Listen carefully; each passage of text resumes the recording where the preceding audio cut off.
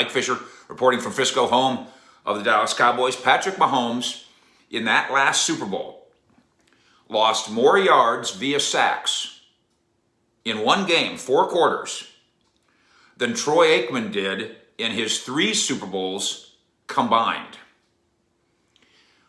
There's something to take from that. I don't think you need to dig any deeper than to figure out,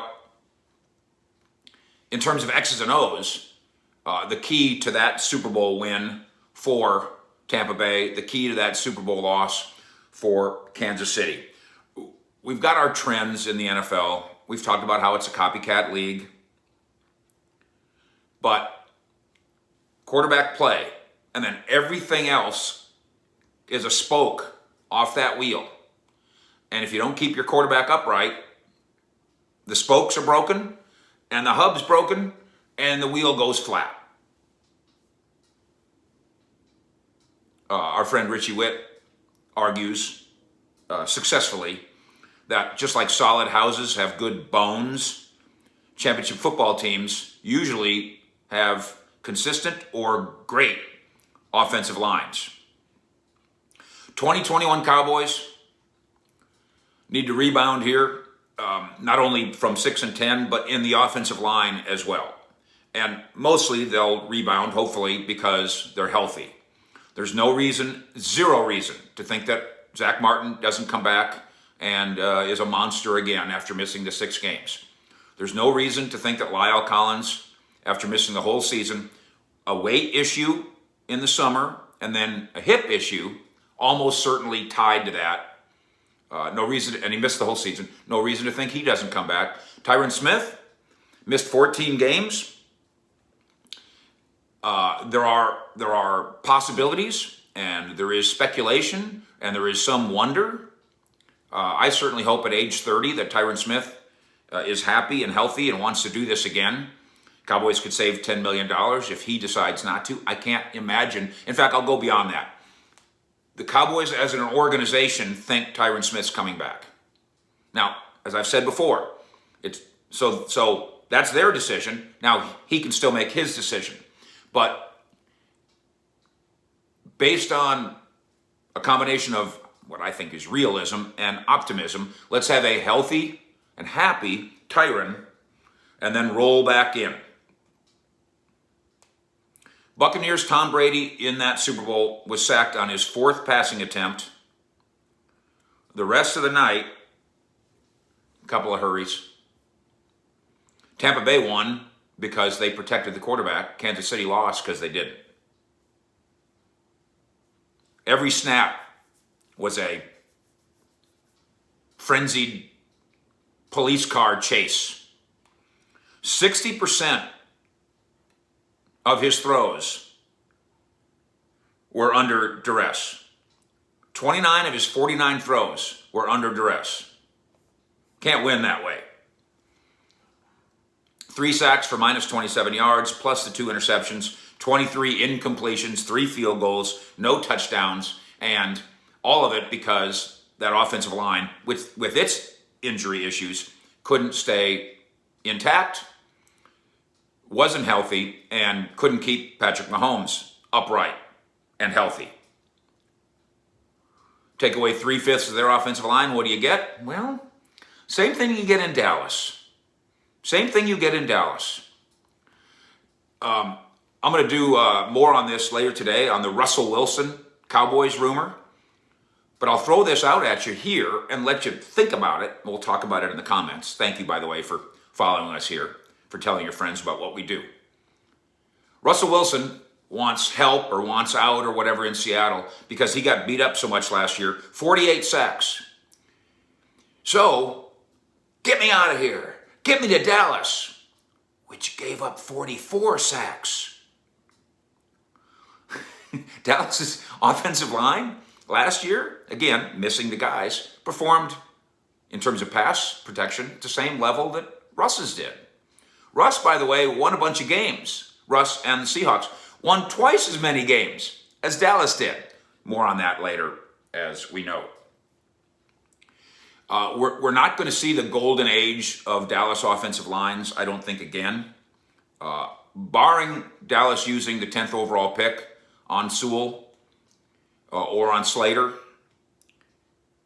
we're not going to see, the Rayfield Wright line. Rayfield Wright, John Fitzgerald, Tom Rafferty, Pat Donovan, and company, Herb Scott. We're not going to see, again, the best offensive line I've ever seen play, with the best player I think I've ever seen play in Larry Allen as a part of it. Tuanay, Newton, Stepnoski, Giesick, Eric Williams, Kevin Gogan, Derek Kennard, Alan Weingrad, Ron Stone a little bit later, and Larry Allen. In the 3 Super Bowl victories for the Cowboys of that era, Aikman was sacked in 3 games, 12 quarters, 5 times for 16 yards.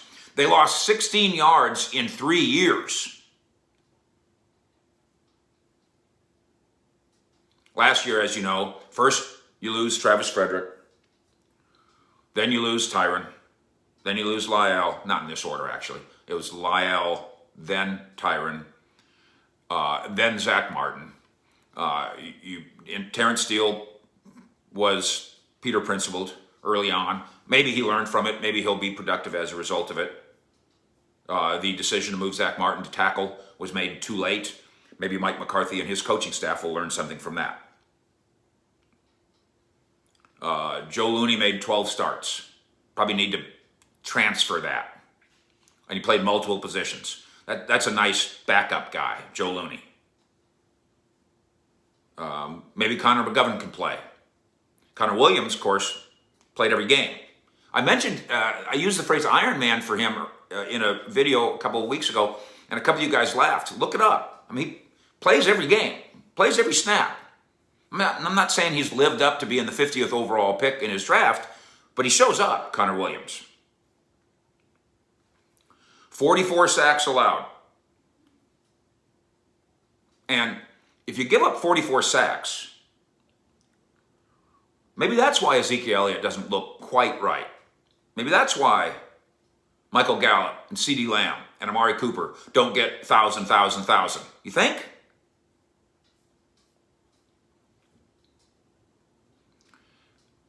Tyron is 30. Zach is 30. Collins is younger than that. You want to solve the problem? Just have those 3 guys come back. Tyron's not going to be the best left tackle in football, I don't think, going forward. I think that's too much to ask. But assuming he wants to come back, he's still outstanding. Lyle Collins has the opportunity to get even better than he is, which is saying something. And Zach Martin is a rock. I don't think whereas Tyron kind of seems like an old 30, I don't think Zach Martin seems like an old 30 at all. I think he seems like a young 30.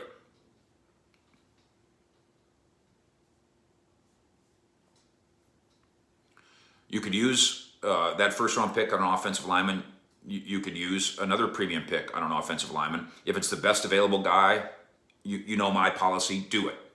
If you think Sewell, the Oregon offensive tackle, if you think, for instance, he's the 4th best player in the draft, and he's sitting there at pick number 10, I'm not going to have a problem with picking him. I've detailed for you before what I believe the Cowboys think. That Sewell, if they drafted Sewell at 10, he would start somewhere right now. Probably at right tackle, and then Lyle Collins kicks inside and plays left guard, beats out Connor Williams, and then Connor Williams is involved in a fight for playing time at center. Now, on paper, that's a pretty good offensive line. Tyron, if he wants to come back, at left tackle. Sewell at right tackle. Lyle Collins and Zach Martin at the guards, and then let the best man win at center. That's not the golden age, but that'd be pretty good. Or just get your guys back. They do believe that in this young group, they've built depth. And I like to think that we might look back someday and say, hey, that Terrence Steele, that was a tough first year. But, he's a good swing tackle now. That Knight, hey, Mark Colombo was right. He's a fighter. Let's keep him. Hey, the rookie center from Wisconsin, he wins the starting job. He's good. He could beat Travis Frederick. Those are the goals based on what we've learned from the golden age of two Cowboy great offensive lines and on a Chiefs offensive line that wasn't so golden in the Super Bowl. The Cowboys need to listen, and Jerry Jones needs to listen to his own advice. He loves to talk about offensive line play and what they've done here. Of course, he's an old offensive lineman at Arkansas. And he loves to say, when you have a strength, keep it strong, make it stronger. Cowboys have a potential strength in this offensive line. Get them back, get them healthy, keep it strong, make it stronger. Fish.